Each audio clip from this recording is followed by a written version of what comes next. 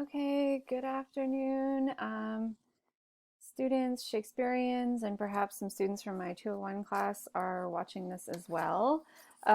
So I promised that I would record a video because we have such limited time in class, and I mostly want to focus on our discussing our course texts.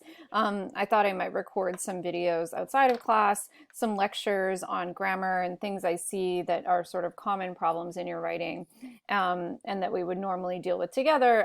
But hopefully it'll still be helpful for you to watch these videos and try to learn some of the principles. So today in particular, we're talking about integrating quotations, which I noticed was, a really common issue. And especially if you're an English major, it's really important to learn how to grapple with your sources, with your primary sources in particular, really effectively. So I have this trusty literature textbook here that I'll just read from quickly.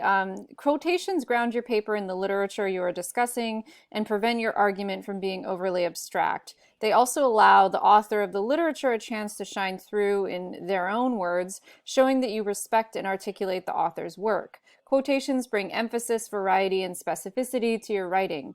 Be selective, though, in your use of quotations so that the dominant voice of the paper is your own, not a patchwork of the words of others. So I think that's important because if you have too many quotations, you're allowing your own voice to become drowned out. And also sometimes that can really take up a lot of space, and these papers aren't generally very long, such as the first sample here. So I've just drawn a few samples from your writing, but anonymized everything. So I'm definitely not going to say whose work this is. But here's a sample from a paper from your sonnet papers. And you can see that the student has retyped to the entire sonnet 18, which is, well, it was kind of helpful for me to have it in front of me, but I have it, I have the text.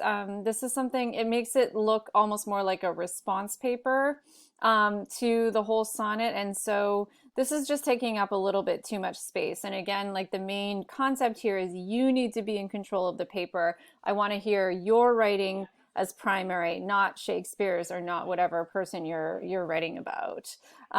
So in effect, you need to make the experience as easy as possible for the reader. So the student gives sonnet 18 and then says the sonnet starts with an interesting rhetorical question in which Shakespeare asks to whoever the sonnet is addressed to if he can compare him to a summer's day, meaning that he can compare the person with something as beautiful as a summer's day. So you can already tell also, as I'm reading aloud, there may be a few other, you maybe want to smooth out some of this wording a little bit. And that helps if you read it aloud, if you give yourself time to revise and maybe read it to a roommate or a friend or someone, a study mate from your group. That's what the groups are for. So you might want to smooth it out. But this is a good beginning. So maybe you start by saying the sonnet starts with an interesting rhetorical question. Here's one way to sort of fix it. And you can use a colon here. Some students don't know this, that a colon is a good punctuation symbol to use for introducing quotes. Basically, a colon is like saying, look, hey, look at what I'm about to show you. Whereas a semicolon has to divide either items in a longer list or two separate independent clauses. So think of the colon as kind of an arrow. The sonnet starts with an interesting rhetorical question. Arrow, look at this. Shall I compare the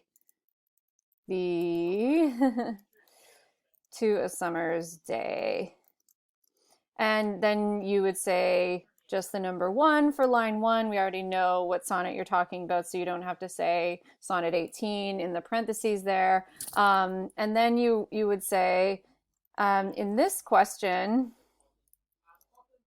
the speaker sets up what he hopes to accomplish in the rest of the sonnet.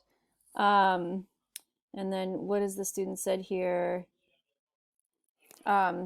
You might say he goes on to describe how even comparing to a summer's day isn't sufficient because the person is more And now I'm just drawing from the student's writing down here. The person is more lovely and more temperate, um, in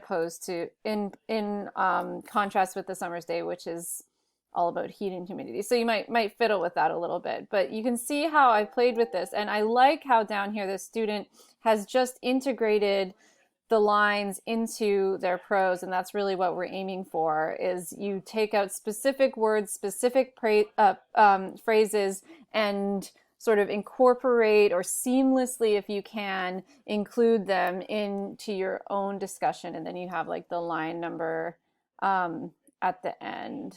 Thou art more lovely and more temperate. You might say something here about how his use of thou rather than you suggests a degree of familiarity, and so forth. So one, I think, useful concept when talking about integrating quotations is the syntax and the grammar should make sense even if you take out the quotation marks, okay? They're just sort of showing that it's not your language, but they shouldn't need to be there for the syntax and to make grammatical sense. So that's why it's really important to read aloud. So this student has done this perfectly well. One other concept that I want to introduce here is that if you have one line of a quote, you should have about double that in your analysis. Like the ratio you should have the ratio of quote to your own explanation should be about 1 to 2, so almost double. Some might say 3, and that's because, again, this is your paper. I want to hear your words, and you have to make it really easy for the reader. So all of this could actually be cut out, and you can see how I'm already starting to tell the story of the sonnet without having to quote the whole thing. And it's also useful to imagine that your reader hasn't read the sonnet, and maybe you imagine your reader being like your 14-year-old cousin, and you want to get them really excited about Shakespeare sonnets. So you have to draw in just enough language for your 14-year-old cousin to understand what you're talking about, but not so much that she gets lost. I hope that makes sense. So another thing from this textbook that I'm using, it's just called Literature, a Portable Anthology. I use it sometimes for my English 201 classes, is it says avoid floating quotations. And I don't think, oh yeah, there is one in this next one. So I often use the phrase dropped quotations, but you might hear floating quotations. And so what do you think that means? A floating or a dropped quotation means that it's just floating off on its own. Again, another principle, going back to the idea that you have to be in control here. You have to take care of your quotations. You have to embrace them with punctuation. You have to show them that they're not just abandoned. So a dropped or a floating quotation is when you just drop it in the middle of your paragraph, like this one that I've highlighted here, that the huge stage presenteth not but shows whereon the stars and secret influence comments. So the author has just sort of dropped it right in the middle of the paragraph without taking care of it, without using punctuation to make sure that the quote is incorporated into the discussion. I think they do a better job of that up here. When I consider everything that grows holds in perfection but a little moment, that refers to the fact that all things in life end. Okay, so it's not quite a dropped quotation up there. And one good thing as well is that at least the student doesn't begin the paragraph. You also should never begin your paragraph with a quotation, because again, that's someone else's words. You shouldn't end a paragraph. You certainly shouldn't end your whole paper, and you shouldn't begin a paragraph in someone else's words using a quotation. So I would still, like, this one is a little better than the first sample, but I would still want to maybe alter it just a little bit. I would say perhaps like in the opening lines, the speaker claims that when I consider everything that grows holds in perfection but a little moment. And then you might say, you don't want the sentence to become too long, referring to the fact that all things in life end. Very nice. Now you have a full sentence. You can notice that in the clause, the independent clause in this sentence, the subject and the main subject and the main verb are your words, not Shakespeare's words, and that's something to aim for as well. So I hope you understand where I'm going here. Sometimes this can take quite a lot of time, but I could tell that with some of your papers, you would just sort of add a sentence and then describe it, and then add a sentence and describe it. But it's kind of like the next level is to really embrace it. So, stars, celestial. I mean, this is really good. I like this description here. Both of these lines suggest that they lie outside the realm of time, almost like bystanders or passive watchers. You also didn't need to sort of explain everything. So that was another sort of issue. I feel like I'm not as familiar with this sonnet right now to really do it justice.